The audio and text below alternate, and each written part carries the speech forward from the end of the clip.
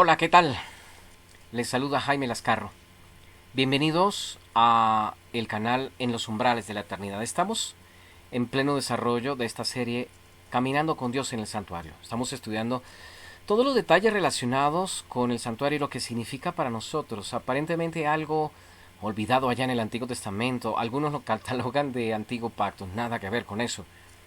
Tiene muchísimas enseñanzas relacionadas con el Evangelio y no lo podemos desperdiciar. Así que quiero darles la bienvenida. Hoy vamos a estudiar un tema importantísimo y nos vamos a meter con los muebles del atrio, del patio del santuario, es decir, el altar de bronce y también de bronce el lavacro. Vamos a leer lo que dice en cuanto al altar, las instrucciones que Dios le dio a Moisés para que lo construyera. Vamos a leer lo que dice Éxodo 27 del 1 al 8. Dice de esta manera: harás también un altar de madera de acacia de 5 codos de longitud y de 5 codos de anchura. Será cuadrado el altar y su altura de 3 codos. Y le harás cuernos en sus 4 esquinas. Los cuernos serán parte del mismo. Lo cubrirás de bronce. Harás todos sus utensilios de bronce. Y le harás un enrejado de bronce de obra de rejilla. Y la pondrás dentro del cerco del altar abajo. Y llegará la rejilla hasta la mitad del altar. Harás también varas para el altar, varas de madera de acacia, las cuales cubrirás de bronce. Las varas, nos dice la palabra de Dios, las varas, básicamente, leemos aquí, las varas se meterán por los anillos. Lo harás hueco de tablas de la madera que te fue mostrado en el monte, así lo harás. Es la palabra del Señor describiendo entonces cómo Moisés debía tener en cuenta todos estos detalles para la construcción del altar. Pero ¿qué representa todo esto? En esta lectura pues vamos a hablar del significado de la madera de acacia, el árbol más incorruptible, una representación de la humanidad de Cristo, cubierto de bronce. Tiene su significado esto, importante para nosotros. ¿Qué quiere decir que sea de 5 codos de ancho y de largo? Que el cuadrado aparezca en el altar, pues ya esto nos habla del número 4, ya hablamos del 4. Los 4 costados del planeta Tierra. Todo esto representa la cruz, que también tiene 4 costados, 4 puntas. El plan de salvación está abierto para todos nosotros. Pero ¿qué querrá decir que sea de 3 codos su altura? Bueno, el número 3 implica toda la deidad. Toda la deidad está aquí involucrada, el Padre, el Hijo y el Espíritu Santo. No es solo la muerte del Hijo, es también el Espíritu trabajando para ministrar esa muerte en nosotros y el Padre para cumplir su buena voluntad en cada uno de nosotros, porque así daba la bendición el sumo sacerdote. Dios te bendiga y te guarde. Esa es la voluntad del Padre, guardarnos y bendecirnos, perdonar nuestros pecados, en su Hijo, administrado por el Espíritu. ¿Y qué es eso de que la rejilla llegue hasta la mitad del altar? ¿Por qué? Bueno, hay varas en el altar, varas de madera de acacia, también cubiertas de bronce, que representan la humanidad del Señor Jesús. Porque esas varas se metían por los anillos, 4 anillos, y las varas, cumpliendo ese papel de mostrar la crucifixión del Señor Jesús, que fue clavado en la cruz y recibió sendas heridas en su cuerpo. Bueno, todo esto es lo que está representado por este mueble, que es el altar de bronce, y en el atrio, en el patio, juntamente con el lavacro. Hay importantes lecciones que no podemos pasar por alto, no podemos despreciar ni desperdiciar. Nos habla todo acerca del Evangelio. Así que bienvenidos a Entre la muerte y la vida. Este es el tema que vamos a tratar en esta ocasión. Ahora recordemos lo que vivieron Adán y Eva, ¿no? Cuando estaban condenados a una maldición, estaban desnudos y listos para morir, pero hubo un trueque, ¿no? Se interpuso alguien, y ese fue el Cordero, uno inocente, que estaba cubierto y lleno de vida, al final termina muerto, termina desnudo, por la condenación, mientras que aquellos estaban vestidos, llenos de vida y libres de toda maldición, la maldición de la muerte. Es allí, en ese sitio, donde nosotros también hacemos las veces de Adán y Eva, nos encontramos con ese trueque bendito. La puerta nos dio una promesa, como lo vimos en la anterior ocasión. Allí están esos 4 colores, pero ahora vamos a ejecutarlo, vamos a la acción y vamos a entrar en materia sobre el camino de la salvación para cada uno de nosotros. Y nos dice eso propiamente el Salmo 101, el versículo 1: misericordia y juicio cantaré, a ti cantaré yo, oh Jehová. Y podemos unirnos al cántico de de David, porque él ha sido misericordioso con nosotros y hubo juicio al Cordero. Nosotros debíamos estar ocupando el lugar del Cordero. Cristo fue tratado como nosotros merecemos ser tratados a fin de nosotros recibir el tratamiento del Rey, de Cristo Jesús. Así que no es posible tener acceso a Dios si no es por el sacrificio. El altar es la cruz de Cristo. Y ese altar, de acuerdo a lo que observamos, pudimos darnos cuenta en la descripción instructiva de Dios a Moisés sobre el altar. Vimos sus medidas: 5 por 5 por 3, 5 de largo, 5 de ancho por 3 de alto. ¿Qué significa esto? Empecemos con el 5 pies. ¿Recuerdan ustedes la pared exterior del atrio? ¿Cuánto medía ella? 5 codos, ¿lo recuerdan?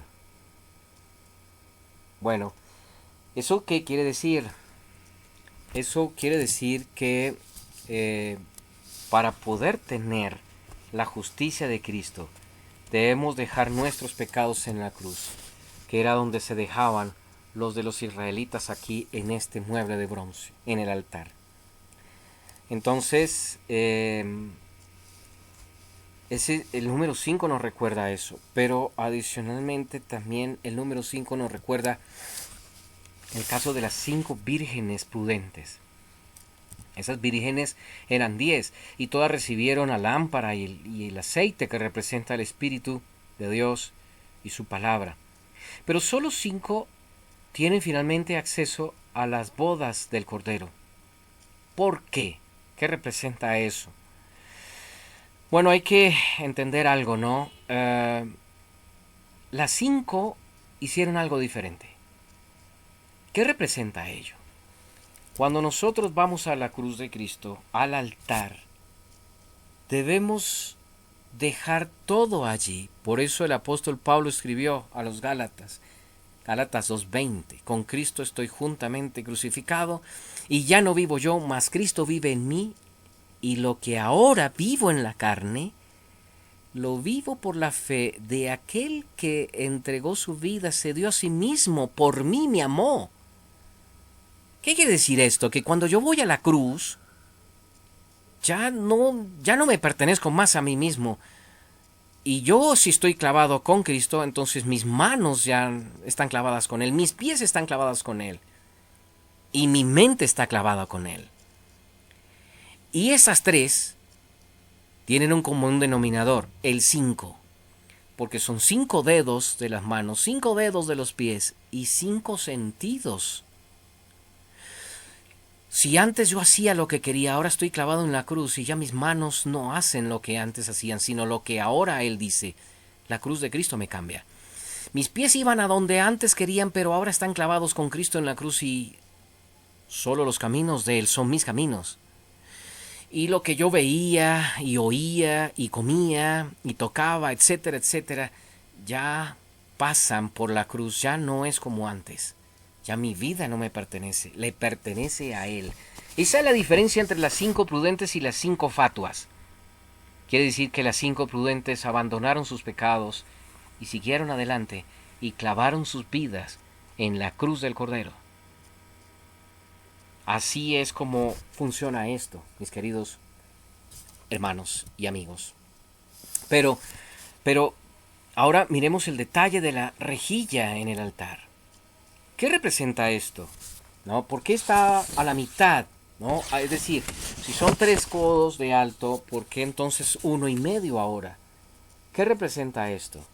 La razón de ese 1,5, bueno, allí era donde se sacrificaba el cordero, allí era derramada la sangre.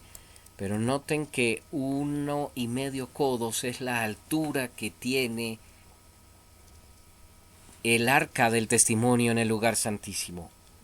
La meta de cada uno de nosotros no es llegar a la puerta y quedarnos allí, tampoco es llegar al patio, ¿no? Y quedarnos en el altar y en el lavacro. Hay que avanzar, pero tampoco es el lugar santo.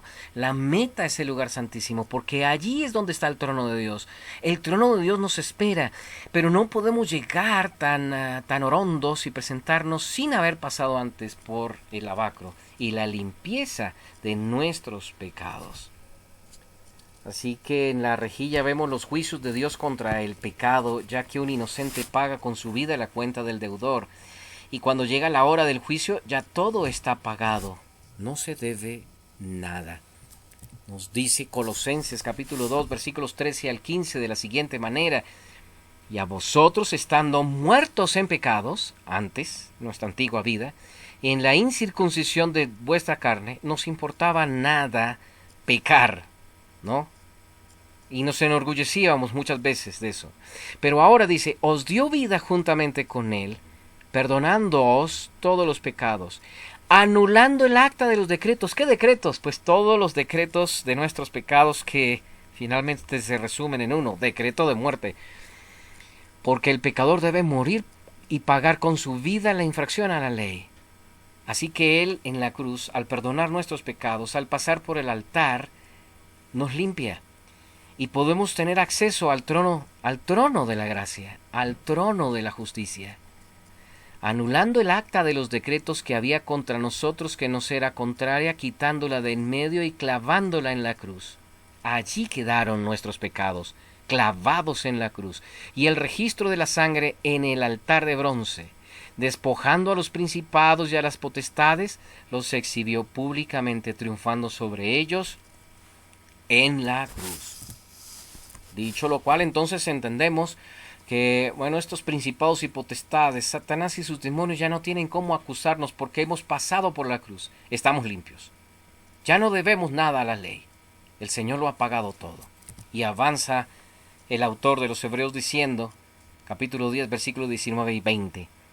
Así que, hermanos, teniendo libertad para entrar en el lugar santísimo por la sangre de Jesucristo, por el camino nuevo y vivo que Él nos abrió a través del velo, esto es, de su carne. Tenemos acceso al lugar santísimo, la fuente de todo poder y gloria, ahora en oferta a nosotros, libre acceso a ella, pero por medio de un camino vivo y nuevo.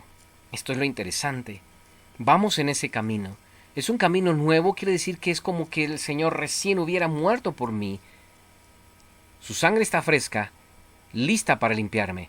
Pero está vivo. No hemos visto nunca un camino vivo. Todos los caminos son inertes, pero este camino es vivo. Porque si yo voy a cierto destino y me desvío, un camino inerte nunca me va a volver de regreso al mismo, para que no se olvide mi meta de ir a donde estaba destinado. Este camino vivo que es Cristo Jesús es capaz de volverme a la ruta si es que yo me desvío. Y ahí la diferencia entonces entre las vírgenes fatuas y las vírgenes prudentes. Ahora debemos hacernos una pregunta importante que no podemos pasar por alto, que en cuanto al hecho de madera y bronce. Vamos a leer la siguiente cita, y esta se encuentra en el libro de Job, capítulo 19, versículo 10. Me arruinó por todos lados y perezco, y ha hecho pasar mi esperanza como árbol arrancado. Bueno, estamos hablando del libro de Job. Job en el principio no tiene idea de lo que está pasando tras bambalinas, pero Dios tiene un diálogo con el diablo. Cuando Dios le pregunta al diablo, ¿usted de dónde viene? ¿Usted en representación de quién? Él dice, vengo de la tierra es como mi finca, todo me pertenece, todo es mío. Y Dios repregunta, ¿pero no has visto a Job? Si todo fuera tuyo, entonces ¿por qué Job me adora? el diablo monta en cólera y dice, claro, te adora porque usted lo ha protegido, lo ha cuidado, lo ha cercado. Y bueno, con casa, carro, beca, todo, los lujos y demás, ¿quién no lo adora a usted? Es un juicio contra Dios, básicamente. Así que Dios le dice a Job, pruébelo. Le dice al diablo, Dios le dice al diablo, pruébelo, pero no le quites la vida. Así que Job es sometido de una manera intempestiva a un juicio que él no entiende, y por eso él dice que se siente, su esperanza es como un árbol arrancado. ¿Qué esperanza la del árbol, no? Y esto es Cristo Jesús, porque él fue arrancado como un árbol que pues vivía su tranquilidad, no sembrado, y se mecía en el viento, y ahora es arrancado, cortado, luego moldeado para ser cubierto de bronce, el bronce bruñido, que bruñido quiere decir que es sometido a un fuego, al horno, con altas temperaturas. Y eso nos recuerda también la zarza que arde en fuego. Eso hablaremos más tarde. Pero eso es lo que significa entonces, finalmente, el hecho de que él fuera, de que el altar estuviera hecha de madera, que representa la naturaleza incorruptible de Cristo Jesús, pero también de cómo él fue sometido al fuego y probado, pero sin corrupción. Porque todos nosotros sí somos árboles corruptos, pero él es como árbol plantado junto a corrientes de agua, que produce fruto a su tiempo, y su hoja no cae. Y nosotros debemos estar injertados en ese árbol para gloria y honra de nuestro Dios. Entonces, el texto que vamos a leer ahora es el de Éxodo 20:26. Dice, no subirás por gradas a mi altar para que tu desnudez no se descubra junto a él. Había una rampa, nótenlo, no era una escalera sino una rampa, para que su desnudez no se descubra junto a él.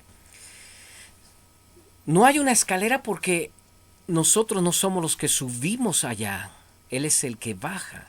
Si nosotros pretendemos subir por nuestras propias obras de justicia, se nos verá nuestra vergüenza, la vergüenza de la desnudez. Entonces se debe entender que nadie puede subir tal como está, porque ha de morir. No es el hombre subiendo, sino Dios bajando. Por eso no había gradas, sino una rampa. Ahora, ¿y qué en cuanto a los cuernos del altar? Porque hemos visto que hay cuernos allí en el altar de bronce. ¿Qué representa todo esto? Bueno, vamos a leer lo que dice el Salmo 18:2. El Señor es mi roca, mi fortaleza y mi libertador. Mi Dios, en Él me refugiaré. Él es mi escudo, el poder. Traducción del hebreo. En hebreo no dice poder, sino cuerno. El cuerno de mi liberación. Y también dice mi baluarte. Bueno, ha sido traducido como poder, defensa, baluarte, porque así aparece en otros textos como Deuteronomio 33:17, que nos dice, como el primogénito de su toro es su gloria. Está hablando de los toros, toretes, que son fuertes, vigorosos, ¿no? Y sus astas, cuernos, como cuernos de búfalo, y con ellas acorneará, o sea, embestirá a los pueblos juntos hasta los fines de la tierra. Entonces es interesante notar que en este verso habla de los cuernos del búfalo, de los cuernos de los toros. Y dado que los bueyes representan la fuerza en la antigüedad, incluso los pueblos del Medio Oriente usaron su figura para representar la fuerza de entrada de su alfabeto. Bueno, ¿y por qué de su alfabeto? Notemos una cosa, el argot egipcio, jeroglíficos y todo, aparecía siempre las cabezas de toros. Y noten en la lengua fenicia como esta parece una A mayúscula invertida, nótenlo bien ustedes, es el Aleph fenicio que después se convirtió en el Aleph hebreo, porque proviene de esa figura del toro. Los antiguos egipcios y los antiguos del Medio Oriente lo que hacían con las cabezas de los toros era enarbolarlas en astas para invocar la defensa de los dioses y ahuyentar los malos espíritus. Bueno, como esas cabezas quedaban en astas, la cabeza del toro quedaba invertida. Y por eso es que hoy en día conocemos la letra A mayúscula, tal cual en esta figura original. La A mayúscula es un toro, nótenlo bien, es un buey. Bueno, por eso los cuernos son asociados con la fuerza, incluso la fuerza del padre, la fuerza que defiende a la casa, es la del padre, y por eso en hebreo padre se dice Abba, y comienza con este Aleph, porque están los cuernos de su fuerza allí.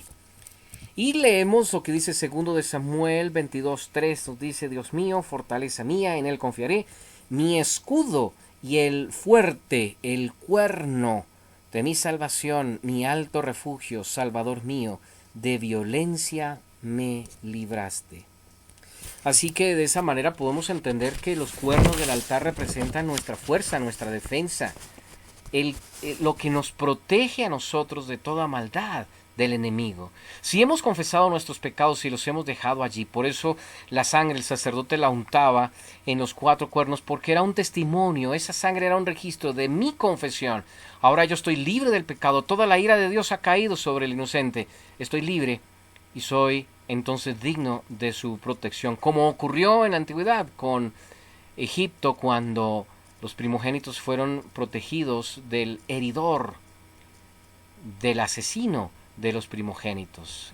Ahora encontramos también en Génesis 22:13 lo siguiente, el episodio aquel de Abraham, muy reconocido. Entonces alzó Abraham sus ojos y miró, y he aquí a sus espaldas un carnero trabado en un zarzal por sus cuernos. Y fue Abraham y tomó el carnero y lo ofreció en holocausto en lugar de su hijo.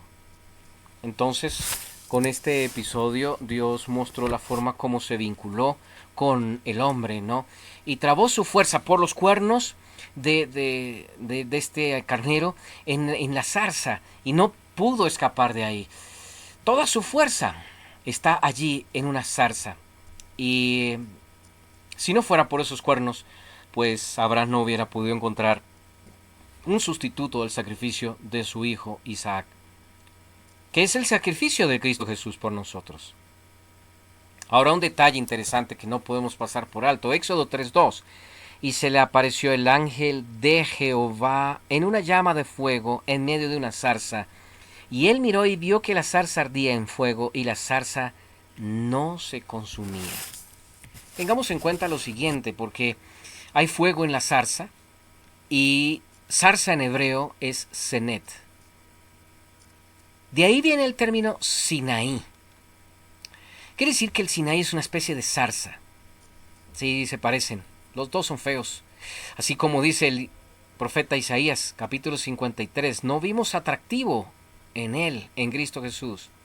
Era como una zarza, como el monte Sinaí, y sobre el monte Sinaí, cuando se presentó Dios, hubo fuego y la ley. Pero del mismo modo, así como un sustituto evitó la muerte de Isaac, el hijo de Abraham, del mismo modo los israelitas se libraron de la muerte segura en el monte Sinaí, porque todos eran pecadores acusados por la ley del Señor. Un carnero también sustituyó la muerte segura de los israelitas. Y esto fue hecho por Moisés, es decir, el mediador de los pecadores, Cristo Jesús, por nosotros. Bueno, eso es lo que representa, y esa es la razón de toda esta preciosa simbología. Ahora vamos a hablar de el lavacro del atrio. Ese otro mueble que sigue al altar, que representa la muerte de Cristo, pero no podemos dejar por alto lo que significa para nosotros ese lavacro en términos prácticos. Dice Éxodo 30 del 17 al 21. Está mal la referencia de la cita. El texto dice así: el Señor también habló a Moisés diciendo: también harás una fuente de bronce para lavarse, con su base también de bronce, y la pondrás entre el tabernáculo de reunión y el altar, y pondrás en ella agua. Aarón y sus hijos se lavarán en ella las manos y los pies. Cuando entren en el tabernáculo de reunión, se lavarán con agua para que no mueran. Cuando se acerquen al altar para servir y presentar la ofrenda quemada al Señor, también se lavarán las manos y los pies para que no mueran. Pero esto será un estatuto perpetuo, tanto para él como para sus descendientes a través de sus generaciones. Podemos ver entonces que todo esto representa las instrucciones que el Señor dio para construir el lavacro. El lavacro está conectado a la tierra y elevado al cielo porque nuestra meta es el cielo, como ya lo hemos dicho. El sacerdote ahora es el que se lava las manos y los pies en lugar del pecador. El pecador llega hasta el altar, pero de ahí en adelante el sacerdote es el que ministra en lugar de nosotros. Y esto lo hacía todos los días, se lavaba los pies y las manos porque el polvo ensucia todos los días. Un detalle importante de hacer notar es que el lavacro está hecho en su interior también de bronce, pero de bronce pulido. Y el bronce pulido era la forma como utilizaban las mujeres antiguas sus espejos para mirarse, hermosearse y adornarse. Pero nos dice Primera de Pedro, el capítulo 3, versículo 3 al 5, nos dice que su adorno no sea el exterior, con arreglos ostentosos del cabello y adornos de oro, ni en vestir ropa lujosa, sino que sea la persona interior del corazón en lo incorruptible de un espíritu tierno y tranquilo. Esto es de gran valor delante de Dios, porque así también se adornaban en tiempos antiguos aquellas santas mujeres que esperaban en Dios y estaban sujetas a su propio marido. Así que recuerden muy bien, apreciados, que el bronce fue con el oro y la plata una donación hecha por los israelitas, y el bronce especialmente por las mujeres cuando ellas usaban los espejos. Así que esta es una manera de decir que ellas renunciaban a mirarse a sí mismas, o no tanto como lo hacían antes, para proceder a mirar ahora a Cristo Jesús. Pero hay algo más también que representan estos espejos. La Biblia nos menciona que algo simboliza un espejo. Miremos lo que dice Santiago, el capítulo 1, versículos 23 al 24.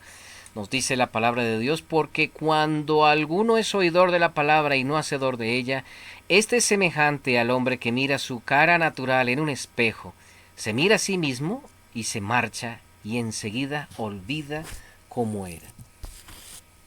Ahí está entonces el espejo. Pero dice más adelante, porque ¿qué significa ese espejo?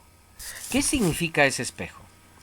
En el versículo 25 dice: mas el que mira atentamente, en el versículo anterior dijo en un espejo, aquí dice el que mira atentamente en la perfecta ley. El espejo es la ley.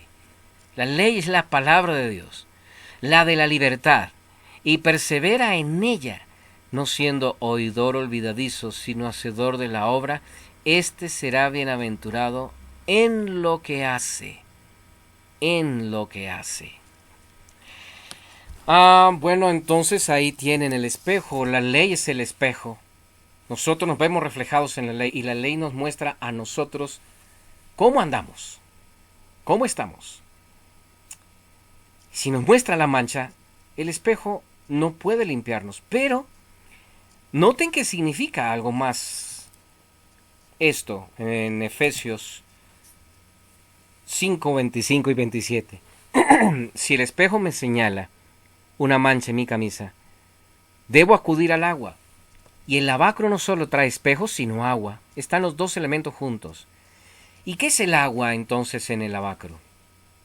Maridos, amad a vuestras mujeres, así como Cristo amó a la iglesia y se entregó a sí mismo por ella para santificarla, habiéndola purificado en el lavamiento del agua por la palabra, a fin de presentársela a sí mismo una iglesia gloriosa, una iglesia que no tuviese mancha ni arruga ni cosa semejante, sino que fuese santa y sin mancha. Es interesante entonces. El espejo me muestra la mancha. El espejo me manda al agua. Pero la Biblia es el espejo y también el agua. El mismo Señor Jesús lo corroboró en Juan capítulo 15, versículos 2 y 3. Dice: toda rama que en mí no está llevando fruto la quita, y toda rama que está llevando fruto la limpia para que lleve más fruto. ya ustedes están limpios por la palabra que les he dado. Así que el trabajo del Señor es llevarnos a su palabra para ver nuestras deformidades y manchas, pero también para suministrarnos el agua que nos limpia. Ahora, el apóstol Pablo también usa una ilustración para enseñarnos algo importante también con respecto a este evento de quitar la mancha y lucir un vestido nuevo y limpio. Lo encontramos en Romanos 13, 12 al 14, que dice: la noche está avanzada y se acerca el día. Aquí hace contraste entre la noche, la vida de pecado, y el día, la vida en santidad con Cristo Jesús. Desechemos pues las obras de las tinieblas, la noche, y vistámonos las obras de la luz, del día. Andemos como de día, honestamente, no en glotonerías y borracheras, no en lujurias y lascivias, no en contiendas y envidias, que eso es de la noche, sino vestíos, dice, vestíos del Señor Jesucristo, y no proveáis para los deseos de la carne. Esa misma palabra nos limpia, pues nos lleva constantemente a Cristo Jesús para tener la mente de Cristo. Y agrega Pablo en Efesios 4, 22 al 24.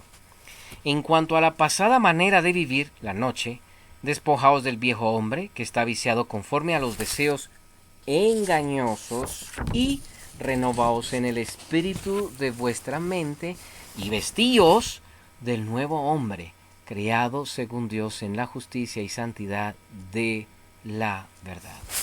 La ilustración que Pablo está usando es la del vestido de la noche y el vestido del día.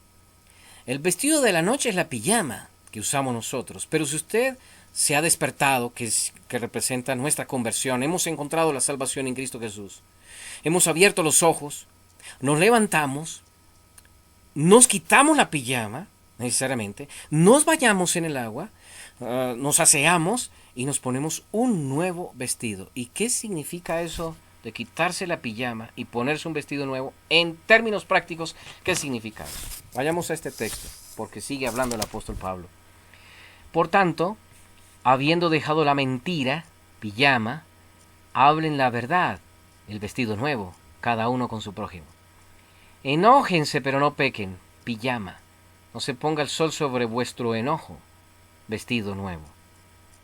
Antes nos enojábamos y durábamos meses, incluso años, disgustados con alguien y llenos de rencor, incluso viejas amistades terminando tan mal. Ahora que hemos encontrado a Cristo Jesús y hemos abandonado nuestros pecados y lo hemos confesado en Él, entonces tenemos un nuevo hábito: nos reconciliamos pronto. Que no se ponga el sol sobre nuestro enojo. Y el que robaba no robe más sino que trabaje. El que robaba, pijama, no robe más sino que trabaje, vestido del día. Compartir para compartir con el que tenga necesidad. Ninguna palabra obscena salga de su boca, pijama, sino la que sea buena, vestido del día, para que imparta gracia a los que oyen. Y agrega Pablo diciendo: quítense de ustedes toda amargura, y dice la palabra del Señor, enojo, ira, gritos, calumnias, junto con toda maldad. Todo eso es la pijama. Más bien, vestido del día. Sean bondadosos, misericordiosos los unos con los otros, perdonándose unos a otros, como Dios también los perdonó a ustedes en Cristo Jesús. Y todo esto lo hace el Espíritu Santo, que nos convence a nosotros de pecado, de justicia y de juicio. Dice Juan, el evangelista, capítulo 7, versículo 37 al 39. Si alguno tiene sed, venga a mí y beba. El que cree en mí, como dice la Escritura, ríos de agua viva correrán de su interior. Esto dijo acerca del Espíritu que habían de recibir los que creyeran en él. Por lo cual entonces nos convertimos cada uno en bendición para otros, porque de nuestro interior brotarán ríos de agua viva. Si hemos recibido de gracia, debemos dar gracia. Eso se llama justicia. Tratamos a los demás como Dios nos ha tratado a nosotros. Así que si Dios nos ha llamado en gracia y misericordia, eso es lo que debemos hacer nosotros con los demás. Y nos dice Santiago 4:8, acérquense a Dios y Él se acercará a ustedes. Limpien sus manos, pecadores, y purifiquen su corazón, ustedes de doble ánimo. Bueno, esto es lo que hizo la diferencia entre las vírgenes fatuas y las vírgenes prudentes. Las fatuas llevaban doble ánimo. ¿Qué quiere decir eso? Que eran con una cara mientras asistían a la iglesia y otra cara cuando estaban en su casa, en su trabajo. No decidieron crucificar su yo en la cruz. Simplemente salieron en pijamadas a la calle. Porque eso es lo que representaría seguir viviendo como antes, aún después de haber aceptado a Cristo Jesús como nuestro Salvador. Es como levantarnos, quitarnos la pijama, bañarnos y volvernos a poner la pijama y salir así al transporte público y presentarnos así en la oficina o andar así en pijamados en la calle. No, no, no. Todo viejo hábito pecaminoso tiene que ser cambiado por uno nuevo, porque ahora he pasado de muerte a vida. Es Cristo Jesús el que me lleva en él. Ya no es mi voluntad sino la suya. Y debo renunciar a lo mío. El lavacro era una circunferencia en boca, así como la circuncisión era una circunferencia. El apóstol Pablo nos dice que debemos circuncidar el corazón, ya no el prepucio, sino el corazón. ¿Y qué significa circuncidarse el prepucio del corazón? Originalmente la operación antigua de la circuncisión era muy dolorosa. Y es muy doloroso abandonar nuestros viejos caprichos, porque los amamos. Por eso el Señor Jesús dijo, el que si su pie le es ocasión de caer, córteselo. O si su mano, quítesela. O si su ojo, sáqueselo. Estas tres cosas deben doler mucho, pero hay que hacerlas. En Cristo Jesús estoy crucificado. Si yo hago eso, un poder renovador entrará en mí y me hará vivir en la santidad del cielo. Esto es justificación por la fe. Así que se obrará en mí tanto el querer como el hacer por su buena voluntad, cuando yo me quito el vestido de la pijama y me pongo el del oficio del día. Oremos. Bendito Dios, gracias por este mensaje. Gracias por hacernos recordar la misión y la dicha y el privilegio que tenemos de ser ahora nuevas criaturas en Cristo Jesús. Hemos pasado por la cruz y hemos muerto al yo y nos hemos clavado contigo allí en la cruz. Pero ahora, Señor, tú nos llevas y nos limpias y nos miramos en el espejo constantemente y toda arruga y mancha es quitada en el agua del Espíritu, que es tu divina palabra, la misma que ha mostrado nuestros pecados, por lo cual las hemos confesado, y también en la que deseamos seguir adelante para ser vírgenes prudentes y estar contigo en las bodas del Cordero. Gracias por tu bendición. Llévanos en ti, en el nombre y por los méritos de Cristo Jesús. Amén y amén. Que Dios les bendiga, mis queridos amigos. Nos vemos en el siguiente capítulo. Hasta entonces.